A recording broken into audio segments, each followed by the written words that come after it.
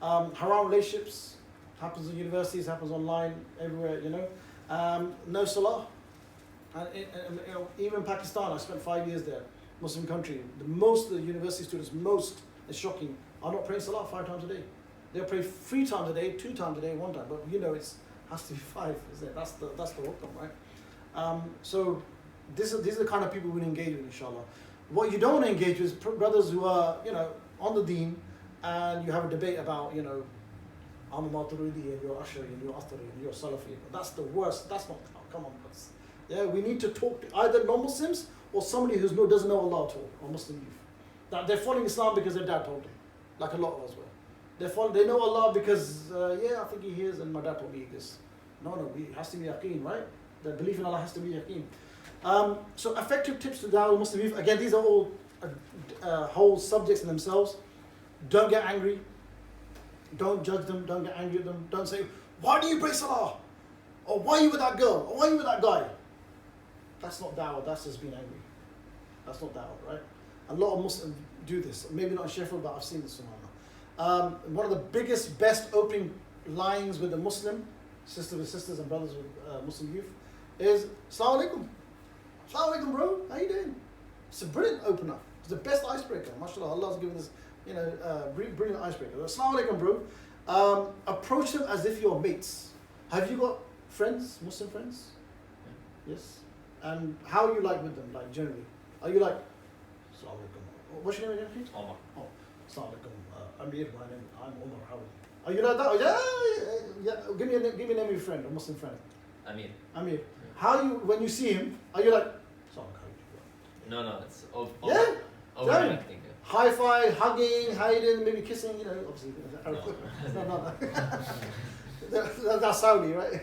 Yeah. But you know, but you're yourself, right? You yourself, you're relaxed, yeah, you're cheeky, yeah, you're winding them up, you play jokes, this kind of thing. That's how it is, right? Yeah. Same with you, bro. You got mates, right? Unfortunately. How are you? Are you like, hi, how you doing? How was your weekend? Okay. Maybe some. Yeah, a bit like, you know, how you doing, man? How was your weekend? You know, you're relaxed. Be like that on the streets as much as possible. Yeah, that's what you have to do. Especially with Muslim youth.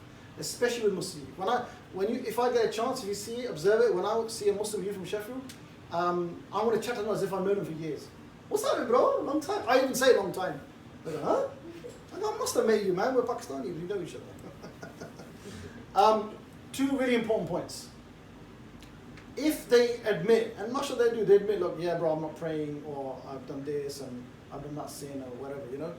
Don't focus on the sin, whether it's music, whether it's harm relationship, or whatever, yeah. Don't focus on that. Focus on the core issue of why they committed sin, and that is because the heart is disconnected from its creator. So the focus has to be Allah. If they know Allah, if they get to know Allah, they naturally fall in love with Allah even more. And the more you fall in love, the easier to obey Him. Very simple. That's Islam. Yeah. So the focus, look, get to know Allah, man. There's a lot of Muslims. You say, yeah, bro, you know, I want to become a good Muslim, man. And literally, I have guys like split from it. I want to become a good Muslim, man, but bro, it's hard. And I'm like, bro, like you're spliffing. Like, what are you doing to that? But I say to them, bro, I see you want to, yeah. Even though you're smoking, I see you want to change. So, and they go, but I don't know how. They go, I don't know, I'm trying, but I go back again, I go to the mosque and I go back to the girl again. That's because you have not got to know your Lord, very simple. And there's no excuse now. YouTube and books, I mean, we've got resources galore now, yeah? There's no excuse for seeking knowledge. So whether it's a YouTube lecture, whether it's a sheikh, whether it's a circle, whether it's a brother you know, or a book, get to know Allah subhanahu wa ta'ala, get to know Him through His names and attributes, through other ways, through tafsir of the Quran. Sheikh Fat Tasneem, one of the great du'ats of USA, when I asked him what's the best way to learn about Allah and Tawheed, he goes, you can't beat tafsir.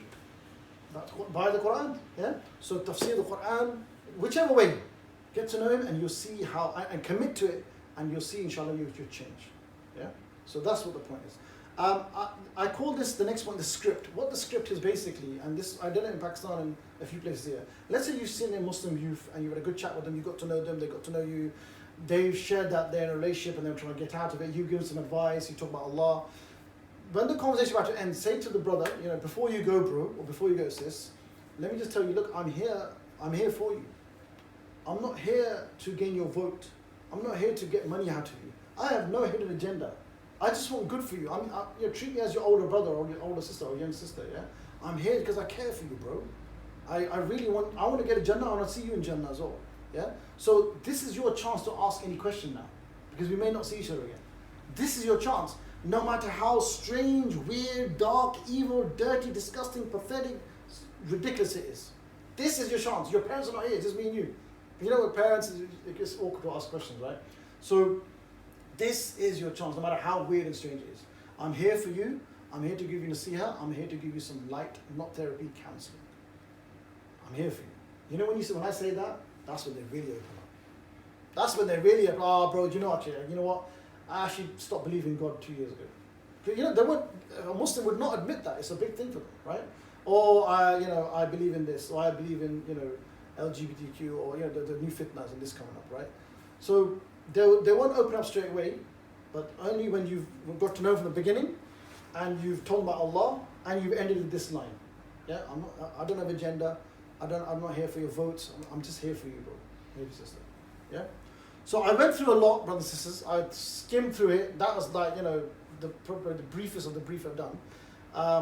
So if you guys are interested in many topics of dawah training, which we can do, we can set up some sort of Zoom session like once a month or every 2 weeks. But for now, any questions about what I've said or about the dawah, inshallah? We've got, how long do you think? You're the boss, bro. Shadda's the boss, actually. Who? Shadda. No, it's fine. Yeah, it was good. 10 minutes, 15 minutes? Yeah. I actually have a question. Before that, my question, sorry. How long should we go for so we time it right? 10 minutes, maybe? 10 minutes, man. Okay, sure. Yes, sister, go ahead, sorry. Yeah, so let's say like you're talking to someone who, maybe they're Christian or something, so they believe in God and they have like sense of faith.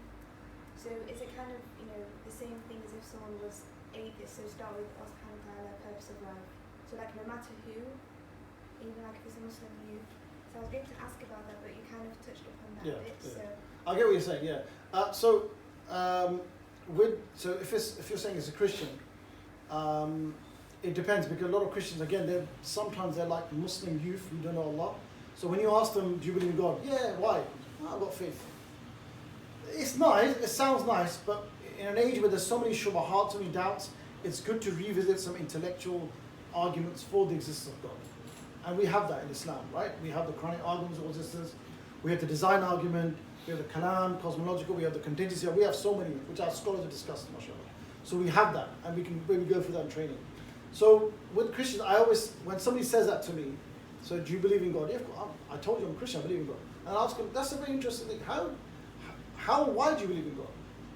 And of course, later comes the form of God, like Trinity. But how, why? So if they say faith, they say, well, maybe if I give you some rational arguments why I believe in a creator, and then you go for the design argument, yeah? So that might reinforce, okay, there is a creator intellectually. But then the critical discussion with a Christian is this: what is the nature of this creator? By using common sense. Yeah? And then you discuss the oneness of the creator, that he has to be transcendent, he can't be part of creation. If we agree using common sense that the creator created everything, then naturally has to be transcendent. For example, if I created this desk, do I become part of the desk? There's definitely we're disjointed, right? We're not part of the thing. I'm my own entity, this desk is entity. So the same with creation and the creator, yeah? The creator has to be all-knowing, he has to be all-wise, he has to be all-powerful. Who's studying science here? Scientists. Okay. Atoms, physics, atoms. What's the power of one atom? What happens when you split one atom? Energy.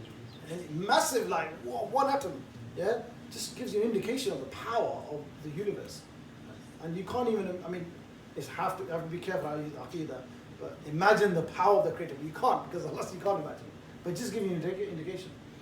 He has to be all-knowing, all-wise, all-knowledgeable, because if there's laws in the universe, where there's a lawgiver, and this lawgiver has to be all-wise, he has to be all-knowledgeable, the knowledge is there and manifested. So when you go through the oneness of creator like that, And hopefully by then, see, this is where people love to debate Christians. I don't.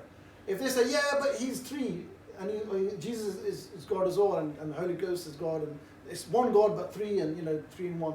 So you say, okay, you're going to preach to me, but let's use common sense here.